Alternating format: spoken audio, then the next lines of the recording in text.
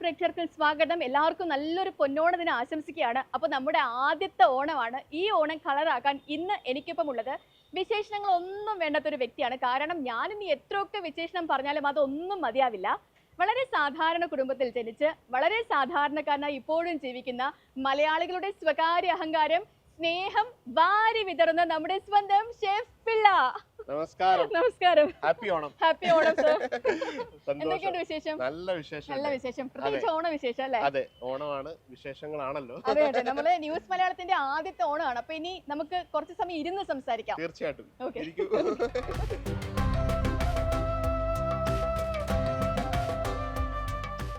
Chef, അപ്പോ ഓണം എല്ലാ തവണയും സ്പെഷ്യലാണ്. എല്ലാവർക്കും വല്ലാത്തൊരു വികാരമല്ലേ നമ്മൾ ഈ മലയാളികൾക്ക് ഓണം. പക്ഷെ ഇക്കുറി ഷെഫിന്റെ ഓണം എന്ന് വെച്ചാൽ റെസ്പോൺസിബിലിറ്റീസ് കുറച്ചും കൂടി കൂടിയൊരു ഓണമാണ്. പിന്നെ നമ്മൾ പണ്ടത്തെ പോലെ ഷെഫ് മാത്രമല്ല, ഇപ്പൊ ഒരു നടൻ കൂടിയാണല്ലേ. സിനിമയിലും കൂടെയൊക്കെ നമ്മള് കൈകാലൊക്കെ വെച്ച് തുടങ്ങിയിട്ടുണ്ട്. അപ്പോ ഓണ ഓർമ്മകളൊക്കെ എങ്ങനെയാണ് ഷെഫ്? പുതിയ ഓണം ഈ പറഞ്ഞ പോലെ ഒരു ഷെഫ് എന്ന നിലയിലുള്ള ഒരു ഓണം എന്ന് പറയുന്നത് എപ്പോഴും ബിസി ആയിട്ടുള്ള ഒരു ഓണമാണ്.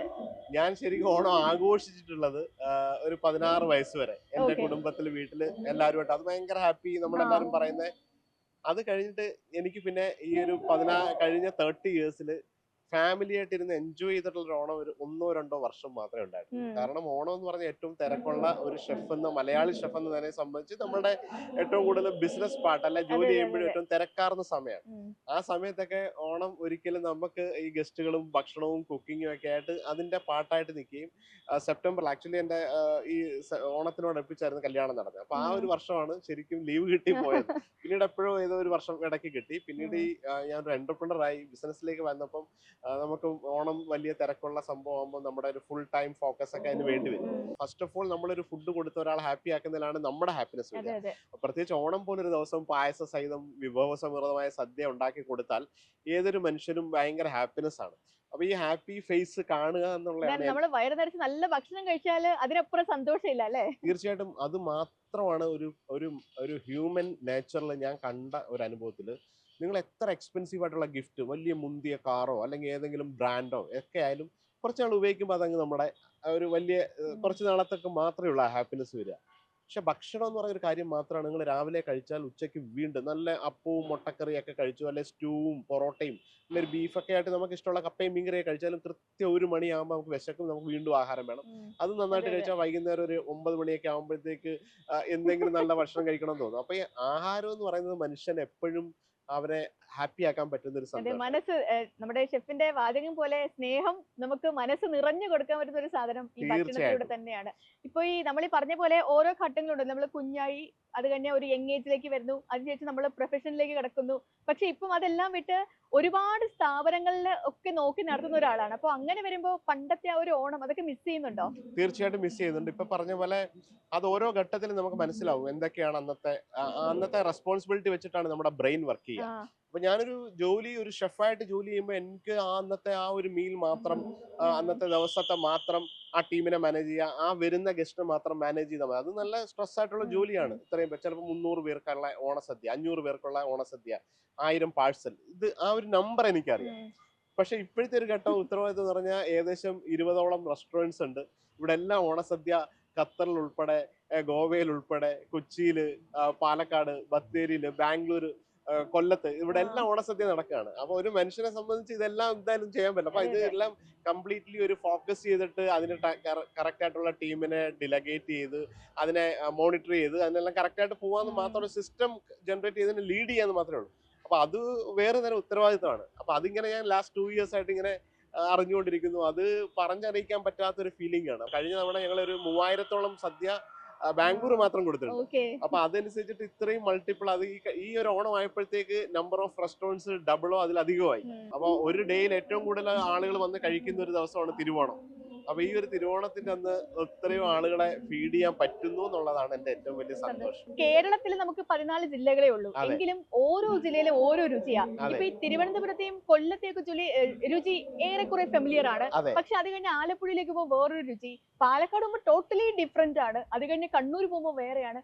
അപ്പൊ ഇങ്ങനെ ഓരോ സ്ഥലത്തേക്കും ഒരു രുചി വൈവിധ്യം, അതെങ്ങനെയാ ഷെഫ് അതിനെ മനസ്സിലാക്കുന്നത് എങ്ങനെയാണ്? അത് ഞാൻ ശരിക്കും ഒരു പറഞ്ഞ പോലെ കുറെ വർഷങ്ങൾക്ക് മുമ്പ് തന്നെ നമ്മൾ ഇത് തിരിച്ചറിഞ്ഞാണ്. ഇത്രയും ട്രാവൽ ചെയ്യാൻ പറ്റിയ ഒരാളാണ് എല്ലാ സ്ഥലങ്ങളും. ലോകത്തെ പല രാജ്യങ്ങളിലും പല നമ്മുടെ നാട്ടിലായാലും ഇന്ത്യയിലെ പല സംസ്ഥാനങ്ങളിലും ട്രാവൽ ചെയ്യുകയും ഭക്ഷണത്തെ കുറിച്ച് മനസ്സിലാക്കിയത്. അപ്പൊ നമ്മൾ ഫോർ എക്സാമ്പിൾ ഏറ്റവും കുറഞ്ഞ കേരളത്തിൽ ഈ പറഞ്ഞ തിരുവനന്തപുരം കൊല്ലം ആയപ്പോലും അവിടെ തന്നെ എന്തോരം ഡിഫറൻസ് ഉണ്ടെന്ന് അറിയാം. അപ്പൊ ഇപ്പൊ സദ്യയുടെ വിഭവങ്ങളുടെ ഏകദേശ ധാരണ മാത്രമേ ഉള്ളൂ. അത് മലബാർ റീജിയനിൽ വേറെയാവുന്നു, സെൻട്രൽ കേരളയിൽ വേറെയാണ്, അതുപോലെ തെക്കൻ കേരളം എന്ന് പറഞ്ഞൊരു ഭാഗം. അതിന്റെ ഇടയിലെല്ലാം കറികളുടെ നിറങ്ങള്, വെക്കുന്ന രീതി, വിളമ്പുന്ന രീതി, കഴിക്കുന്ന രീതി, ഇതൊക്കെ മാറ്റമാണ്. ഈ സദ്യ എന്ന് പറഞ്ഞ 6 രുചി എന്നാണ് പറയുന്നത്. എന്തൊക്കെയാന്ന് അറിയോ? ഇല്ല, അറിയില്ല.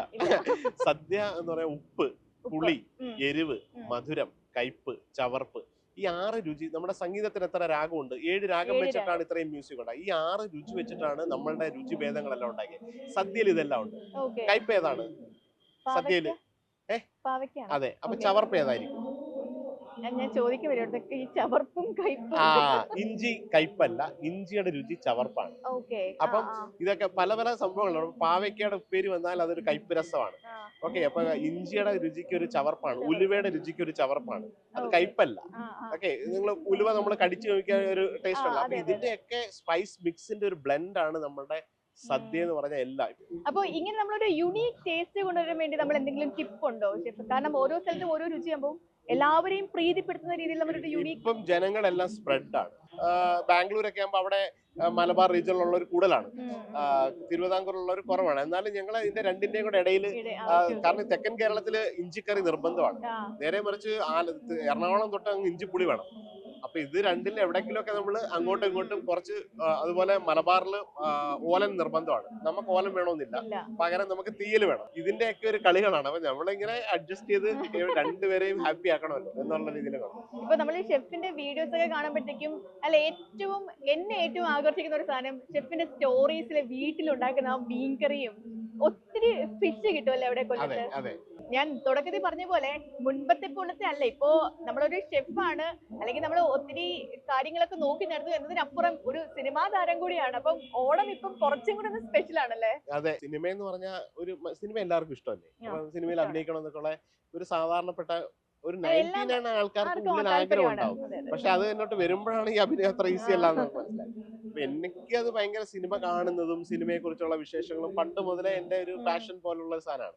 അപ്പൊ ഇത്രയും ബിസി ആയിട്ട് ഞാൻ നിൽക്കുന്നതിന്റെ ഇടയിലും ഒരിക്കലും ഒരു സിനിമാ താരം ആവാൻ പറ്റില്ല എന്ന് എനിക്ക് തന്നെ അറിയാം. അല്ല, അഭിനയിക്കുന്നതിന്റെ കഴിവോ അല്ലെ ആ ഒരു നാച്ചുറൽ സ്കില്ലോ ഒന്നും നമുക്കില്ല. പക്ഷെ ഈ ഒരു പാഷൻ കൊണ്ട് ചെറിയ ചെറിയ സംഭവങ്ങളൊക്കെ ചെയ്തു പോവുക. അപ്പൊ എന്റെ ഒരു സ്ട്രെസ് ബെസ്റ്റ് ഈ ഒരു 30 റെസ്റ്റോറന്റ് 3 വർഷം കൊണ്ട് ഉണ്ടാക്കുക എന്ന് പറഞ്ഞാൽ എത്ര എളുപ്പമുള്ള കാര്യമാണ്. It's not easy. Not even ഒരു റെസ്റ്റോറന്റ് തന്നെ മാനേജ് ചെയ്യുക. ലോകത്തിന്റെ വിവിധ ഭാഗങ്ങളിൽ പലതരം റെസ്റ്റോറൻറ്റ്സിന്റെ ഡേ ടു ഡേ കാര്യങ്ങൾ മാനേജ് ചെയ്യുക എന്ന് പറയുന്നത് നമ്മുടെ വലിയൊരു. അപ്പൊ ഞാൻ ഈ സമ്മർദ്ദങ്ങളെയൊക്കെ അതിജീവിക്കുന്നത്. അതിലേക്ക് വരുമായിരുന്നു. കാരണം ഇപ്പം ഒരു സംഭവ ബഹുലമായ ഒരു ജീവിതകഥയാണ് ഷെഫിന്റേത്. കാരണം അത് ഞാൻ ഈ ഇൻട്രോയിൽ പറഞ്ഞ പോലെ വളരെ സാധാരണക്കാരനായി വന്നതിന് ശേഷം ഇപ്പോ വിദ്യാഭ്യാസമാണെങ്കിലും മറ്റു കാര്യങ്ങളൊക്കെ ആണെങ്കിലും ഈ നമുക്കാർക്കും സ്വപ്നം കാണാൻ പോലും പറ്റാത്ത ഒരു രീതിയിലേക്ക് ഇപ്പോൾ ഷെഫ് വളർന്നു. അതും സ്വന്തമായിട്ടുള്ള ഒരു അധ്വാനം കൊണ്ട് ഒരു സ്വന്തമായിട്ട് ഒരു ബ്രാൻഡ് ഇപ്പം മാറ്റിയെടുത്തു. അപ്പോൾ അതിനെ എങ്ങനെയാണ് മാനേജ് ചെയ്യുന്നത് ഇതെല്ലാം കൂടി?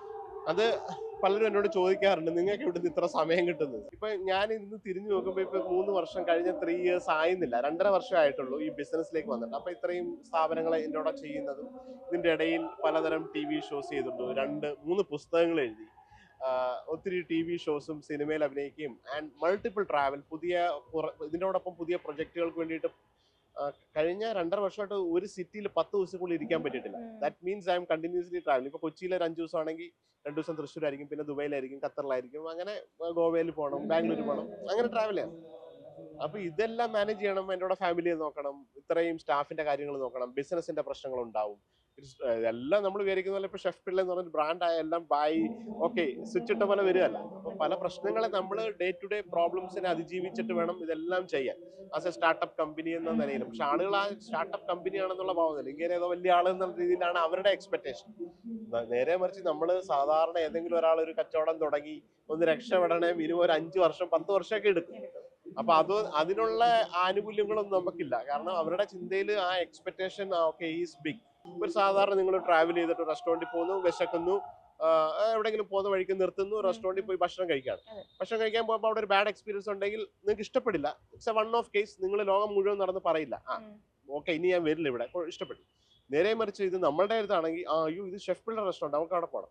അവിടെ വന്ന് അവിടുത്തെ ആദ്യത്തെ സെക്യൂരിറ്റി ഗാർഡ് അല്ലെങ്കിൽ അവിടുത്തെ അയാൾ കാർ കൊണ്ട് പാക്ക് ചെയ്തപ്പോൾ അയാൾ ഒരു ഇത്തിരി ഒന്ന് അരോഗന്റ് ആയി.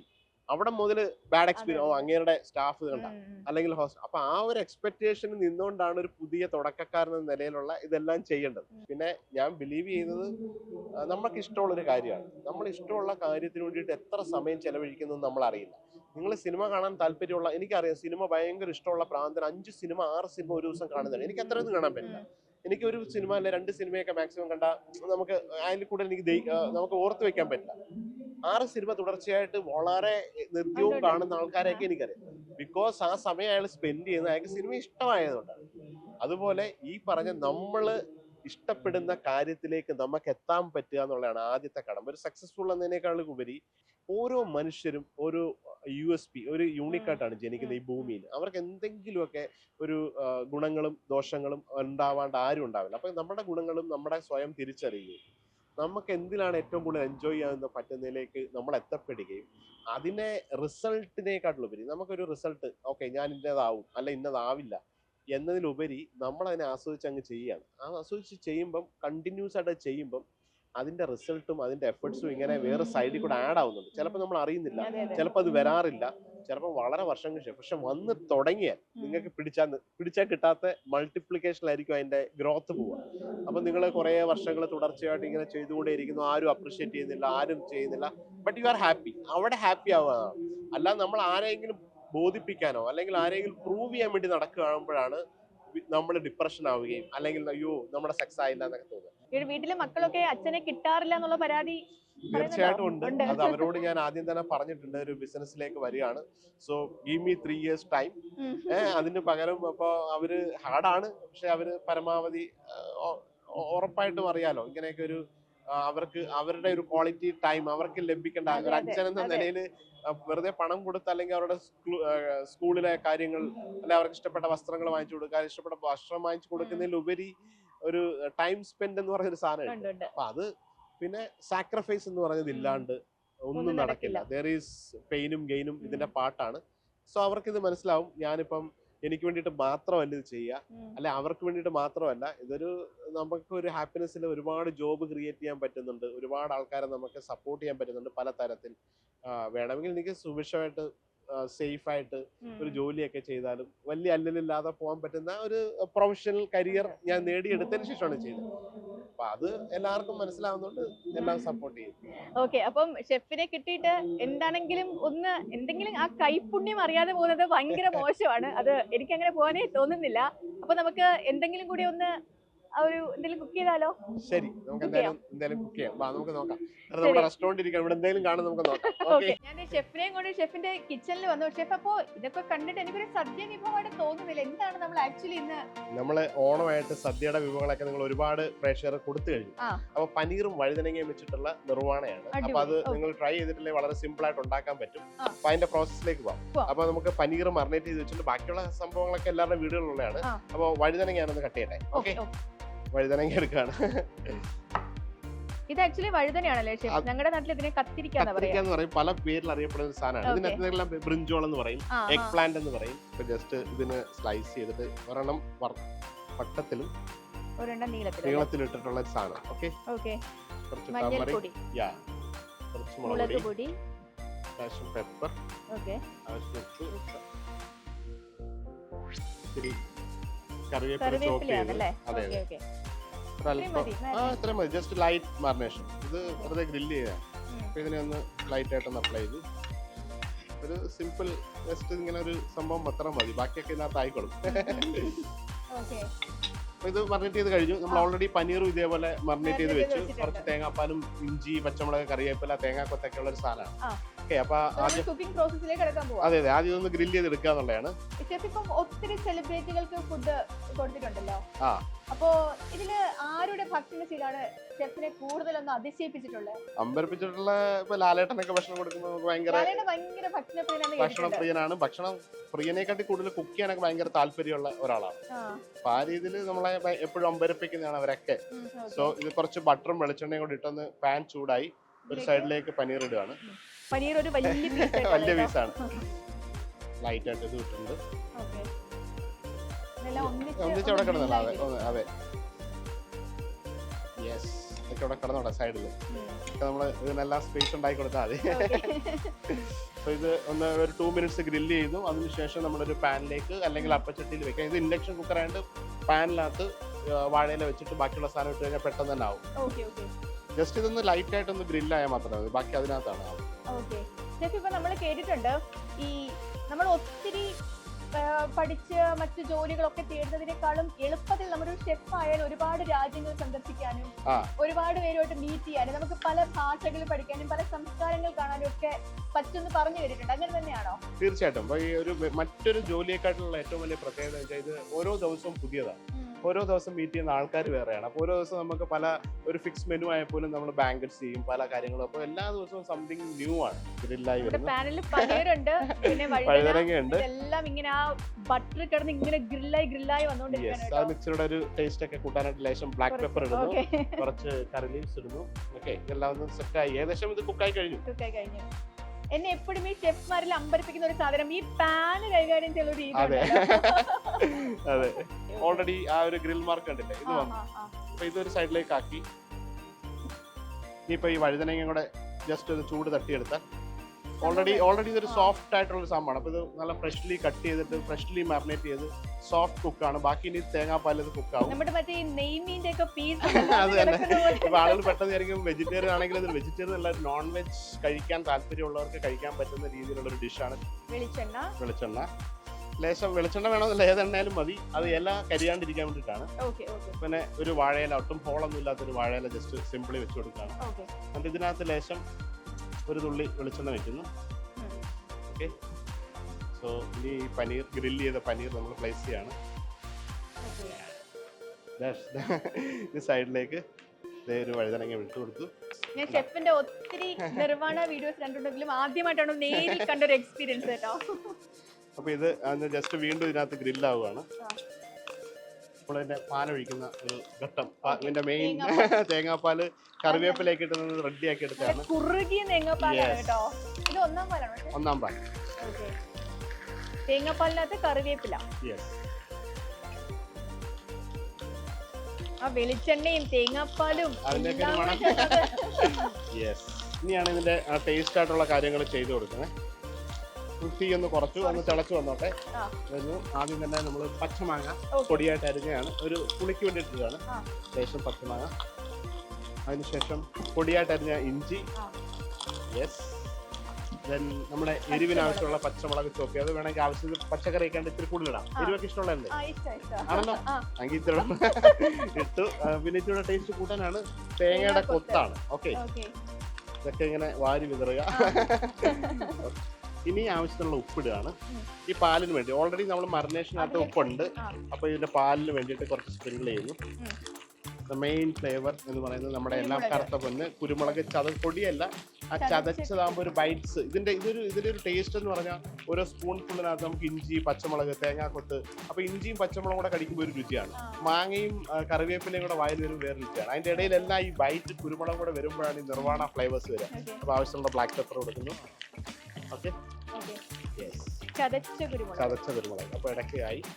ഇനി ഇതിന്റെ ഒരു ടേസ്റ്റിന്റെ ഒരു ഫ്ലേവർ കൂട്ടാൻ വേണ്ടിയിട്ടാണ്. ഇത് വെജിറ്റബിളിന്റെ സ്റ്റോക്കാണ്. ഓക്കെ, സാധാരണ ഫിഷ് നിർവ്വാണെങ്കിൽ നമ്മൾ ഫിഷിന്റെ സോസ് ഒക്കെ ചെയ്യും.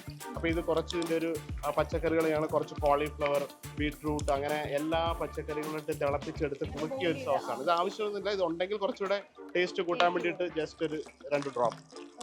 ഓക്കെ, ഭയങ്കര കളർഫുൾ ആയത് നമ്മുടെ aubergine cottage cheese nirvana getting ready. Yes, so ഇതിന്റെ പാലൊക്കെ കുറുകി ഇങ്ങനെ വരുന്നുണ്ട്. ഒരു സൈഡിൽ അതൊന്ന് കുറുകി കാല് തിക്കാവും. കുറുകുന്നില്ല, നിക്കാൻ പറ്റാത്തൊരു മണമൊക്കെ നമ്മൾ പറയില്ലേ, അങ്ങനത്തെ മണമാണ് കറക്റ്റ് ആയിട്ട്. പനീറൊക്കെ കറക്റ്റ് ആയിട്ട് വന്നു. വഴുതനങ്ങ ഇവിടെ വരുന്നു. സോ നമ്മുടെ ഡിഷ് ഏകദേശം റെഡിയായി.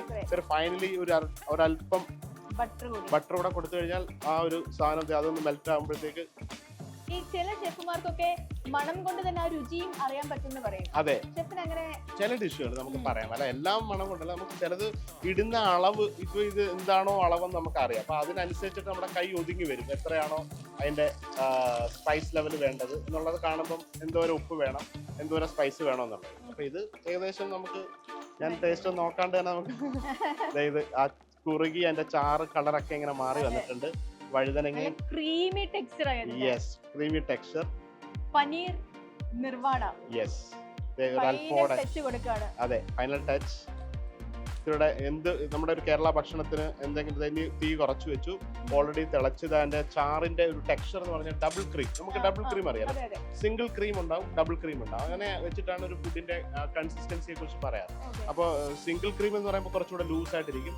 ഡബിൾ ക്രീം ആണ് ഇങ്ങനെ ഒരു ക്രീമി ടെക്സ്ചർ എന്ന് പറയുന്നത്. ഡബിൾ ക്രീം എടുത്തു കഴിയുമ്പോൾ ഇങ്ങനെ മെല്ലെ ഇങ്ങനെ വീഴണം. അപ്പോൾ ആ ഒരു പരുവത്തിലേക്ക് ഇതായത് എത്തിക്കഴിഞ്ഞു. കോക്കനട്ട് മിൽക്ക് ഇങ്ങനെ കുറുകി ഇതാണ് അതിന്റെ ടെക്സ്ചർ. ആ സ്പൂണിൽ നിന്ന് വിട്ട് പോവാണ്ടിരിക്കും. മറ്റേതാണെങ്കിൽ ലൂസായിട്ടൊക്കെ പോകും. അപ്പൊ ഡബിൾ ക്രീമിന്റെ ഒരു ടെക്സ്ചറിൽ സാധനമായി. നമ്മുടെ നിർവ്വാണയൊക്കെ സെറ്റ് ആയിട്ട് ഇലക്കകത്ത് ഇതാണ് ഇങ്ങനെ ഇരിക്കുന്നത്, കണ്ടല്ലോ. പാനായി പ്ലേറ്റിലേക്ക് മാറ്റി കഴിഞ്ഞു. ഇത് ഇങ്ങനെ ഓക്കെ. ആദ്യം ഇത്തിരി പനീർ കട്ട് ചെയ്ത് തരാം. സോഫ്റ്റ് ആയിട്ട് അതേ ബട്ടറിലൊക്കെ ഗ്രില്ല് ചെയ്തെടുത്ത് തേങ്ങാപ്പാലിൽ കുറുക്കിയെടുത്ത് നിർവ്വാണ പാനിലത്തെ അതിന്റെ ഒരു ഗ്രിൽ മാർക്ക് ഇത് ഇളവി വരുന്നുണ്ടാ. ഇതിന്റെ ആ ഒരു ടെക്സ്ചർ. അപ്പൊ ആ സോസ് ഒക്കെ ഇങ്ങനെ ഡ്രൈ റോസ്റ്റ് ആയിട്ടിരിക്കുന്ന പനീറാണ്. അപ്പൊ ഇതിനകത്ത് ചെറിയൊരു പീസ്, ഒരല്പം ചെറിയ പീസ് ആദ്യം ടേസ്റ്റ് ചെയ്യാൻ തരാം. സോസും എല്ലാം ആയിട്ട് സ്പൂൺ എടുത്തോ. മെല്ലെ മെല്ലെ ചൂടുണ്ടാവും, ഊതി ഊതി കഴിച്ചാൽ മതി.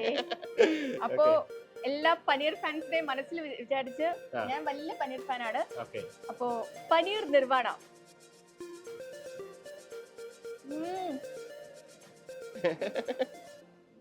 ആ പറഞ്ഞ പോലെ ആ തേങ്ങാക്കൊത്ത്, മാങ്ങ, അതിനൊക്കെ പുറമെ ആ കുരുമുളകിന്റെ ബൈറ്റ്, പിന്നെ വായിൽ വെക്കുമ്പോ അപ്പോഴേ അലിഞ്ഞു പോകുന്ന പനീറും അടിപൊളിയാണ്. ഭയങ്കര സന്തോഷം. ഞങ്ങളുടെ ആദ്യത്തെ ഓണമാണ്. അതെ, അപ്പൊ ഈ ഓണം ഗംഭീരമാവട്ടെ. അപ്പൊ ഒരുപാട് ആശംസകൾ. ഓണത്തിനെന്നല്ല, ഇനി ക്രിസ്മസും ഒരുപാട് വിശേഷങ്ങൾ വരാനുണ്ട്. അപ്പോ എല്ലാത്തിനും നമുക്കൊപ്പം തന്നെ ഷെഫും ഉണ്ടായിരിക്കണം. തീർച്ചയായിട്ടും വളരെ നല്ലൊരു ബ്യൂട്ടിഫുൾ ആയ ഒരു കളർഫുൾ ആയിട്ടുള്ള ഒരു ഓണം ആശംസിക്കുകയാണ്. അപ്പൊ നമ്മുടെ പ്രേക്ഷകർക്ക് ഒന്നിച്ച് നമുക്കൊരു ഓണാശംസ പറഞ്ഞാലോ? പിന്നെ തീർച്ചയായിട്ടും. ന്യൂസ് മലയാളത്തിന്റെ എല്ലാ പ്രിയപ്പെട്ട പ്രേക്ഷകർക്കും ഹൃദയം നിറഞ്ഞ ഓണാശംസകൾ.